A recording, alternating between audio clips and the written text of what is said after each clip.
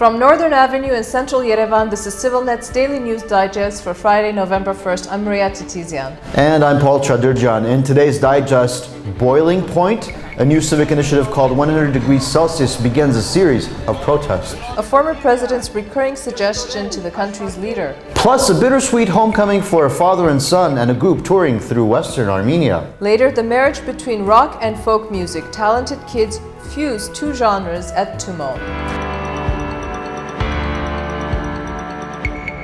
Several groups of citizens just joined forces to launch a new civic initiative called 100 degrees Celsius. It was born out of the We Will Not Pay 150 Dirham movement, which protested bus fare hikes this past summer.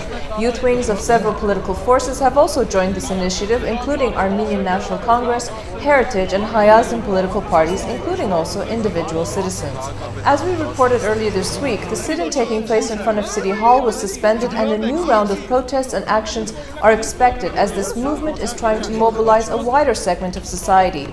Yesterday, several members of 100 degrees Celsius attempted to park their cars in front of City Hall and then take part in the open session of the City Council, but they were challenged by the police, who did not allow them to park or participate. Two of the activists were arrested by police.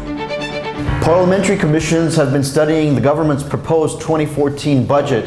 The spending plan will be voted on by the National Assembly in December of this year. Yesterday, Armenia's human rights defender Garen Andreasyan said that if his office's requested funding is not met by the budget, he will be forced to close down 3 of the 6 regional offices, including the Rapid Response Service hotline. Andreasyan said that his office has requested 244 million dirhams, or about $595,000, for next year's operation, but the budget calls for only 213 million dirhams. During the hearings, Andreasyan said that the hotline received more than 1,000 calls and has been able to resolve 273 of the complaints.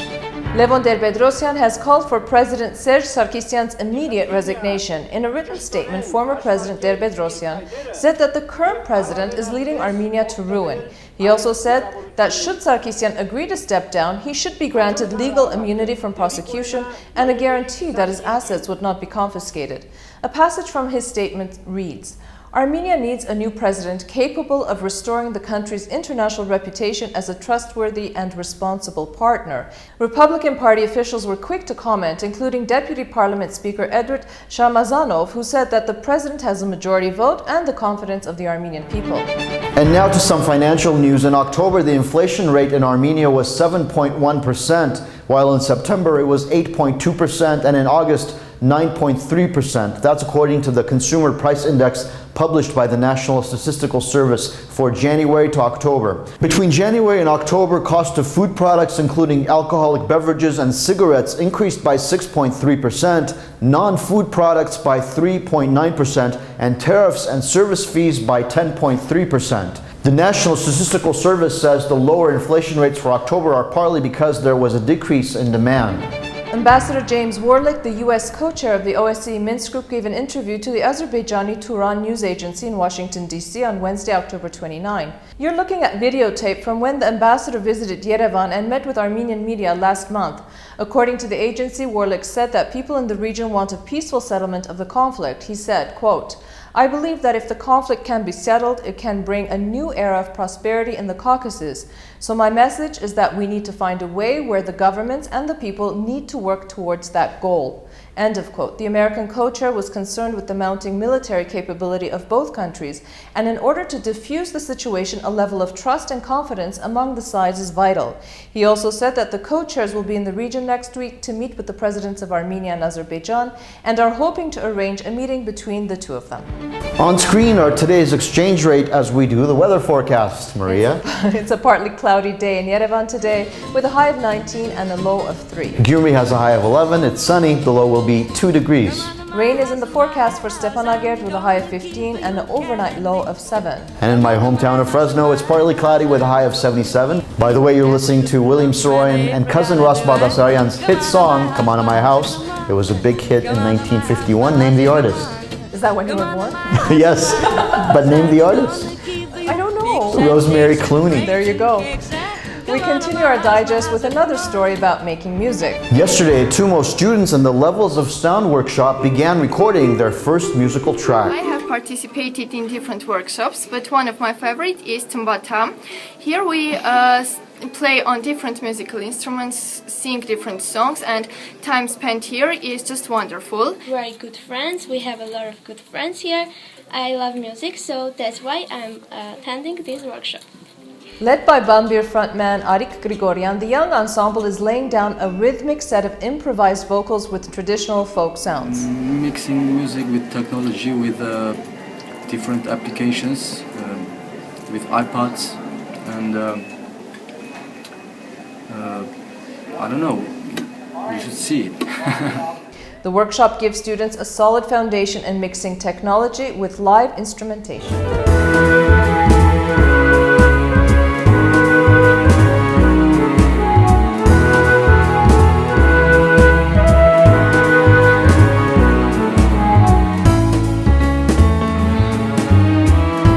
Very impressive.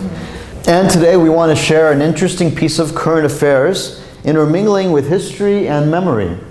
Already linked by bridges, the European and Asian sides of Istanbul were joined in an undersea train link as the long-awaited Marmaray Tunnel finally opened on the 90th anniversary of the Turkish Republic. The train leads to Üsküdar, a former Armenian neighborhood about which the early 20th century writer Zabel Yesayan had written extensively about. One of my favorite writers. Very interesting. And finally, tonight we begin a new series called Memories of Western Armenia. In this segment, we share with you photos and videos you've sent of your visits to the villages and towns of your ancestors. The photos and videos we're showing you are from Rupen Jambazian and Sevak Harutyunyan from Toronto, Canada. Ruben and Sevak were on a 6-day tour of Western Armenia, and they've sent us photos from our historic city of Mush. This was the tour group's third stop after visiting Kars and Erzurum. Also taking part in the 16-person tour group are pop singer Nersik Ispiryan and his son, who is also singer Arapo. Well-known poet Hovhannes Shiraz's son, Vanant, is also on the tour. This is video from an impromptu celebration the group had in the town of Bulanik in Mush. The Ispiryans and some of the tourists broke into a song and dance after they set out and actually found the Ispiryans' ancestral home and flour mill. They found the location by asking around and then having the mayor of the town find the family's home. You can see the range of emotions of a father and son and their fellow tourists after returning to a home that their ancestors were forced to leave decades ago.